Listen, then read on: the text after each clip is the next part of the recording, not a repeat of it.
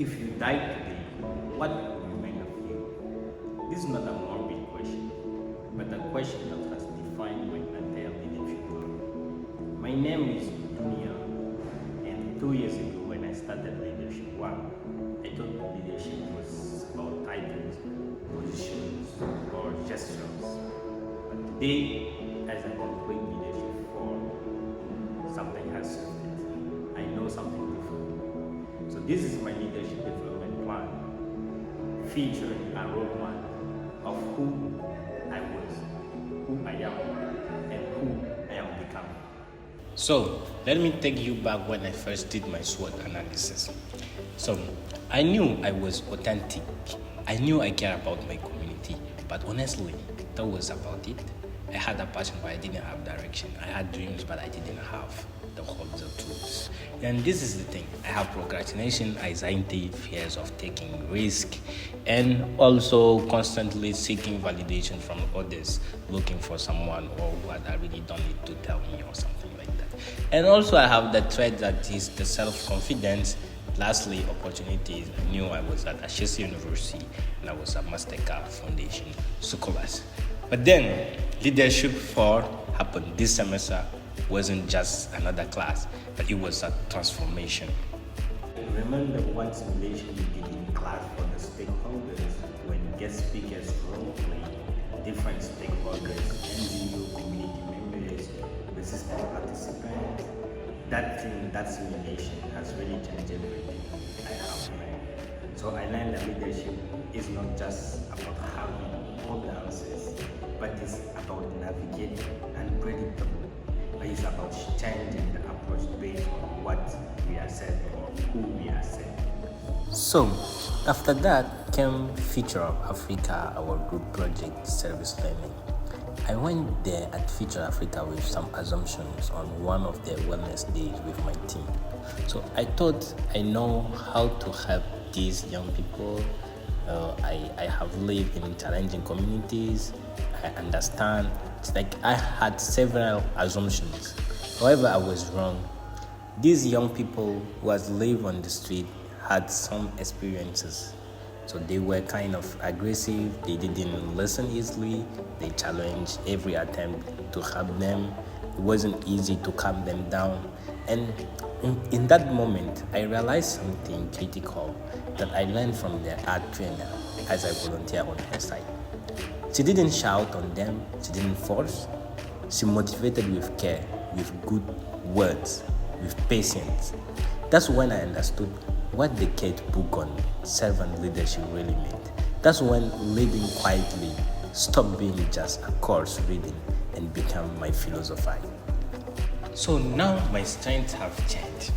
Now I am an authentic leader, grounded in purpose, stakeholder engagement skills. I have adaptability in unpredictable situations, understanding of servant leadership and quiet impact. I have project management competencies, ability to work with diverse and challenging communities. And my opportunities are as follows. Right now, I am the founder of NextUp, an initiative of empowering young Chadians aged between 15 and 25 years old. I have also strong foundation of these 4 leadership courses from Ashesi, and I have access to a supportive community mentorship resources. But my weakness is still there.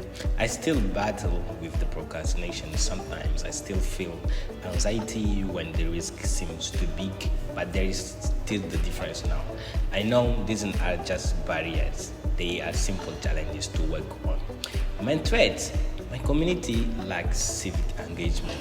Most people don't speak French. They can be sometimes resistant, turbulent, but after the experience I had from Future Africa, I now see things differently. They are not threats, they are my greatest teachers about ability, patience, and cultural responsive leadership. So let me paint you a picture. It's 54 years from now, and I'm 70 years old. So between my age of 21 to 30 years old, I will be building the foundation. After graduating from Ashesi in 2027, I will return in Chad with NextUp already developed. So not just an idea again, but it will be like an organization that will partnerships, and I have already spent 5 years on the ground working with young people in Jamina and the rural communities as well. So the work was hard. There were days I wanted to quit, days when young people did not show up, days when community members questioned why a young man like me thought I could be making a difference in my community.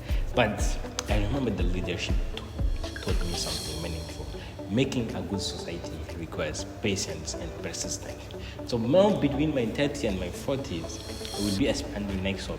We will not be just in Chad. We may partner with my connections through schools in West Africa, create a model using local resources from leadership to lessons, how to economically organize a community while maintaining cultural authenticity. So we will not only bring in foreign solutions, we empower communities to bring from within. And you remember Grasa Masha, the quiet leader in my group study when we did in-class presentation. So by this age, I've been embodied that. I wasn't on magazine covers. I wasn't giving TEDx talk about my success anymore or giving high speeches. I was in the field. Every day I was working. And the impact is thousands of young people found their purpose. Hundreds started their own initiative. Thousands become leaders in their community. But I didn't measure that impact by numbers. At 70, I'm still the founder of NextUp. But more importantly, I'm living with an example that authenticity matters, that purpose outlasts position, that you don't need a title to transform life. So when I'm 70, if someone asks me, what remains of you? The answer won't be a list of achievements. It will be just simple. A generation that learned to live with purpose, not just survive, a community transformed, not by force, but by service. Young people who know their worth, regardless of where they started. Because I wrote in one of my LinkedIn reflections, let's be people who give more than the people who take. Let's leave the world better than we found it. That's the autobiography I will be writing now. At my 21 years old, every decision I make today is a sentence in that story. So now, how do I get from there to here? So I put an action plan, the roadmap to guide me throughout this task. So the first one is overcoming procrastination. What I will do is that I will simply wake up at 5:30 a.m. daily for focused work, use Pomodoro techniques for all major projects, weekly reflection journal every Sunday, evening timelines, and January to December 2026, measure 80% adhere to morning routine, complete monthly milestones for the NextUp, my organization. So the second one is simply stakeholders engagement competency. I will develop stakeholder engagement competency in the complete advanced training in cross-cultural communication, practice active listening with 10 different stakeholders types for my organization, and document and analyze each stakeholder interaction, seek feedback from my mentor monthly timeline, January to June 2026, and measure the impact, how successful it is, and engage 5 resistant stakeholders.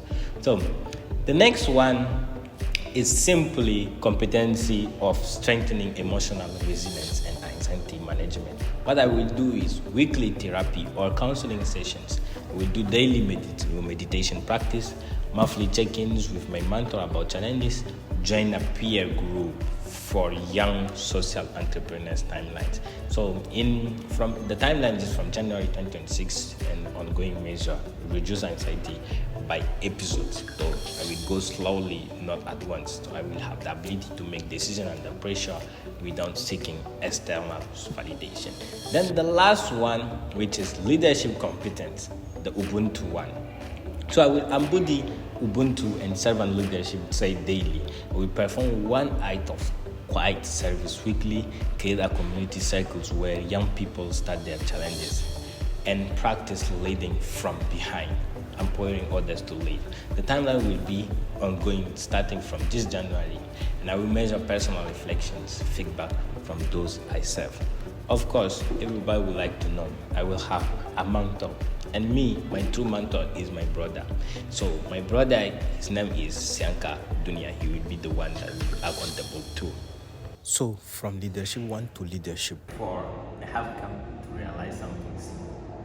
Leadership is not something you proclaim, it's a reflection of who you are. So I don't need to count the good deeds I have done to prove myself I'm a leader. I don't need a position or a title. I just need to wake up every day and ask myself, am I giving me more than I think? Am I living with purpose, not just surviving? Am I living the world better than I found? The sun rises and sets without announcement. True leadership should be the same. Natural, constant, and immune. So that's the leader I'm becoming. That's the legacy I'm building. That's what